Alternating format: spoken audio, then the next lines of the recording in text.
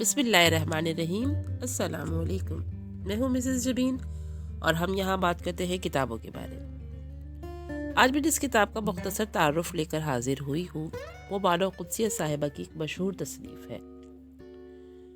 قدسیہ آپا سے کون ناواقف ہے؟ ان کے تعارف کے لیے کہنا ضروری نہیں کہ آپ اشفاق احمد صاحب کی اہلیہ تھیں۔ قدسیہ آپا اردو ادب کی دنیا میں اپنا نمایاں مقام رکھتی تھی۔ ان کی تصانیف میں فلسفیانہ اور صوفیانہ رنگ جھلکتا ہے۔ افسانہ نگاری کا ذکر ہو اور بانو قدسیہ کا ذکر نہ ہو تو ناانصافی ہے۔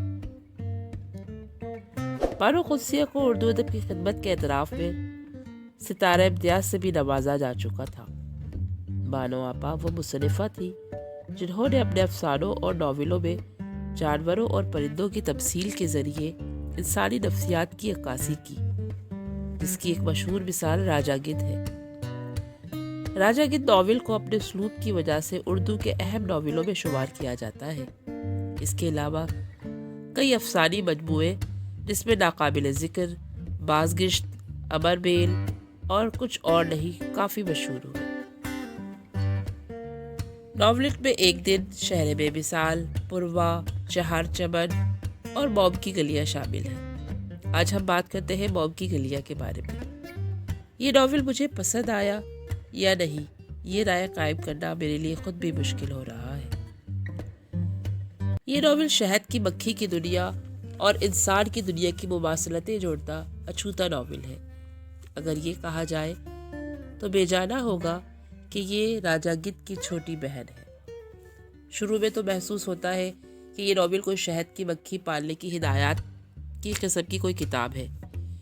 پڑھنے لگو تو بات شہد کی مکھیوں سے نکل کر زندگی کے گاڑے فلسفے میں جا پھنستی ہے۔ مظاہر فطرت کے گہرے مشاہدے سے قانون فطرت اخذ کرنا، پھر اسے صفائی سے بیان کر کے مہارت سے کہانی میں پرونا بانو آپا کا خاصہ تھا۔ موم کی گلیاں اس بات کا منہ بولتا ثبوت ہے۔ اس میں کرداروں کی بھرمار نہیں، مرکزی کردار رکی ٹکی، اس کا بڑا بھائی خرم، بہن عذرا اور ان کے والدین کے علاوہ ایک لڑکی شیری کا کردار ہے۔ والد کو دولت جمع کرنے کا شوق ہے تاکہ ان کی اولاد کے کام آئے، جیسے ایک شہد کی مکھی ساری زندگی شہد جمع کرتی ہے۔ رکی ٹکی جو BSc پاس ہے اور انہیں صرف جانوروں کا مشاہدہ کرنے اور ان کے بارے میں جاننے کا شوق ہے۔ بھائی خرم فارغ ہے مگر فلسفیانہ ذہن کی مالک ہے اور اپنے گھرانے میں اپنی فلسفیانہ ذہنیت کے باعث گھر کو جوڑ کر رکھتے ہیں، جیسے شہد کے چھتے میں ملکہ مکھی کا کام سب کو جوڑے رکھنا ہوتا ہے۔ اماں اور عذرا ہر وقت کارکن مکھیوں کی طرح کام میں جٹی رہتی ہے۔ اسی طرح سارے کرداروں کو مصنفہ نے شہد کی مکھی کے چھتے کے کارکنوں سے اپنے فلسفیانہ انداز میں جوڑا ہے۔ اسے پڑھ کر آپ ضرور شہد کی مکھیوں کے بارے میں بہت کچھ جان پائیں گے۔ اس میں انہوں نے شہد کی مکھیوں کی ایسی حقیقتیں شامل کی ہیں جنہیں پڑھ کر انسانی عقل دنگ رہ جاتی ہے کہ اتنا چھوٹا سا کیڑا کس قدر منظم ہے اور کس قدر مہارت سے یہ مکھیاں اپنا چھتا تیار کرتی ہے، یہ مل کر رہتی ہے اور محنت کے تقسیم کار کے اصول سے بھی واقفیت رکھتی ہے۔